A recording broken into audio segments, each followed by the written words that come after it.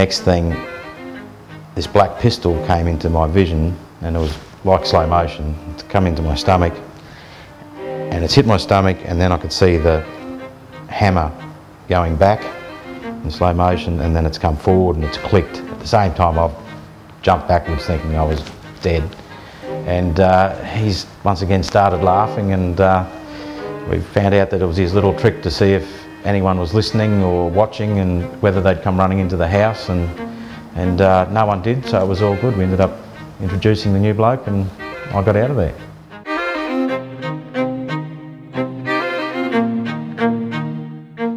That's the Assistant Commissioner certificate that I was awarded as a result of catching the armed robber whilst off duty with my daughter having lunch. And I could see that as he was running up the hill towards me, I could see that he had something in his hand, and I was quite happy that it wasn't a gun, but it was one of those sharp filleting fish knives. So I watched him run past me, and as he ran past me, I ran over onto the footpath and started following him, and I could see up in front of him that there were two figures, and I thought they were school kids, so I thought I've got to stop him somehow because I didn't want him getting near the kids. So I've run up behind him and I've tackled him from behind, and as I was tackling him I was thinking, well, I've got to stop him so that when we do land I don't want that filleting fish ending up in me somewhere.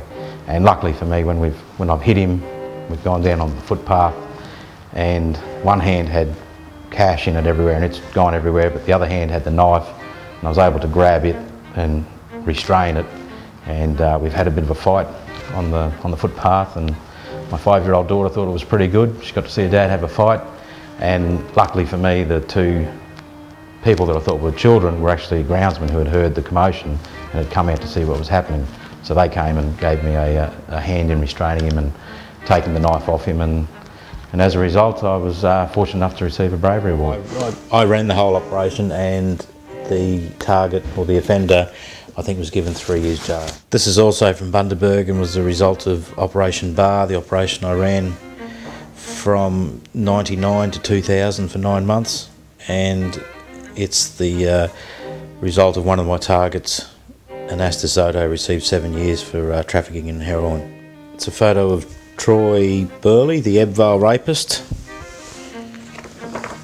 and that's the Queensland Police Journal, and this is the story about the investigation and our arrest of Troy Burley in '96, I think it was. This is a photo the morning of the arrest. It's myself there and the other detectives from the sex offenders unit who were involved in the investigation and the arrest, and that's the offender Troy Burley there. Where was this photo taken? That was at the Bundaberg Watch House, and we all received a commendation as a result of that investigation and arrest.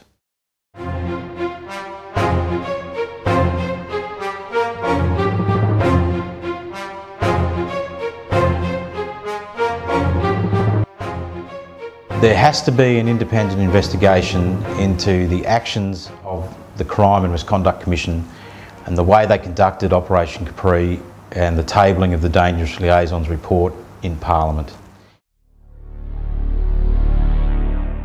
2 of the officers referred to in that report have since taken their lives, and I have no doubt whatsoever that the way they were treated by the CMC has played a huge part in their decision-making process to take their own lives.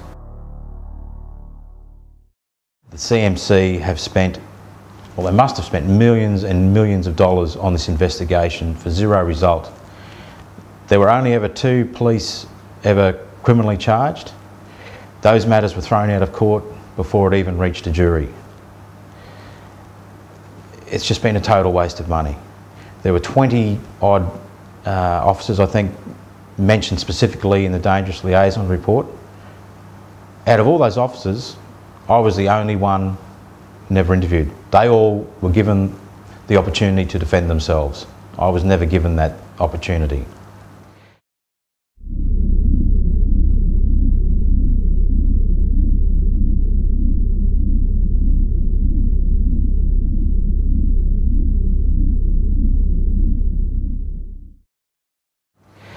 I think there also has to be an investigation into the conduct of the ACC and their contact with the CMC and what impact that had on my termination and their conduct since that time.